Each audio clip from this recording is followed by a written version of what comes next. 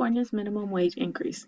Has California become one of the first states to try and bridge the gap between minimum wage and cost of living by increasing its state minimum wage?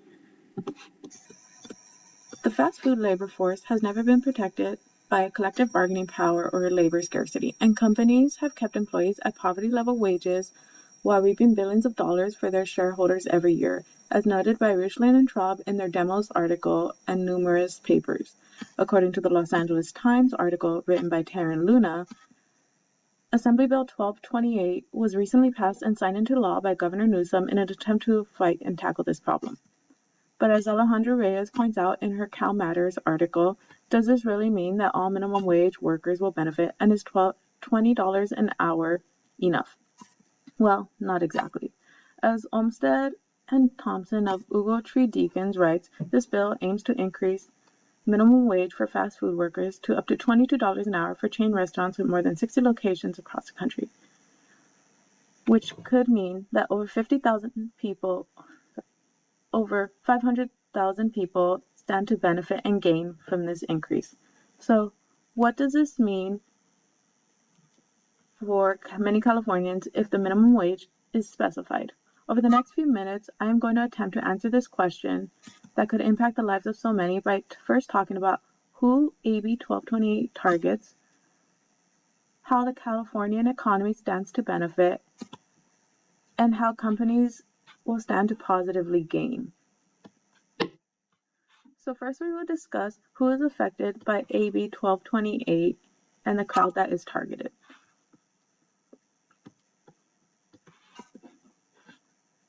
This bill is aimed towards current minimum wage fast food workers in California who are working at fast food chain restaurants. The restaurants must have more than 60 locations across the country and share a common brand while primarily engaging in providing fast food and beverages for immediate consumption. Those who are not included are bakeries and restaurants located in grocery stores, and these restaurants need not comply with the minimum wage worker increase.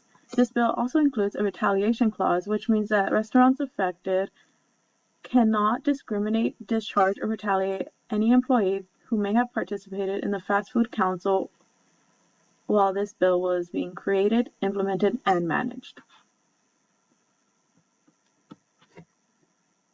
So how can California, as an economy, stand to benefit from minimum wage increase even if it's targeted only towards fast food workers?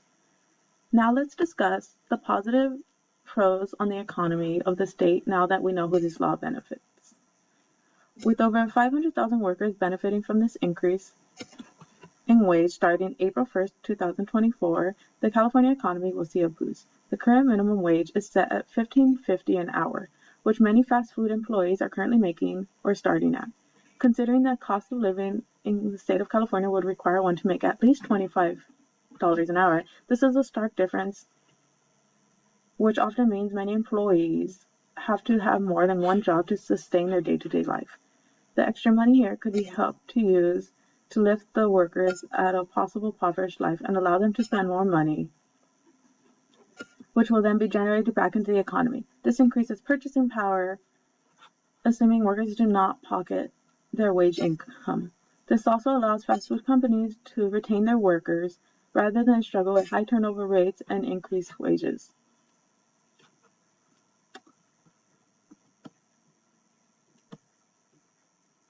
But won't companies suffer from having to increase wages and thus have to face massive layoffs in order to sustain their profits?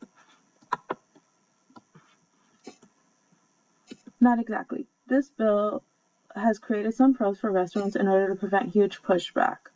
Large fast food companies often want large profit margins and can increase worker wages without losing large amounts of profit, which then keeps shareholders happy and appease them with the returns.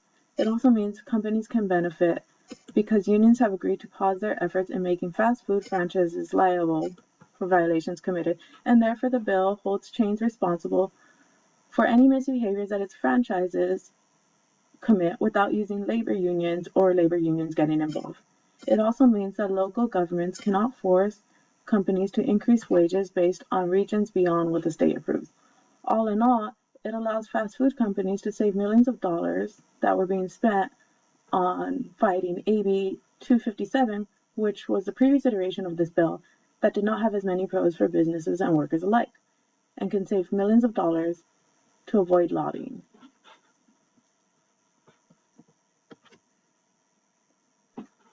To review, today I discussed the passing of California's new AB 1228 and explain who this bill targets and how the state of California benefits from a specified minimum wage increase, and how companies also benefit from this law. Minimum wage increase has been occurring throughout the years on a federal and state level, but each time it is met with the resistance from many sides and points of view. While never perfect, this law stands to appease many Californians on various sides to try and mend the gap between what a livable wage in California is and what a minimum wage is. And while it is not perfect, it does offer some solution. Thank you.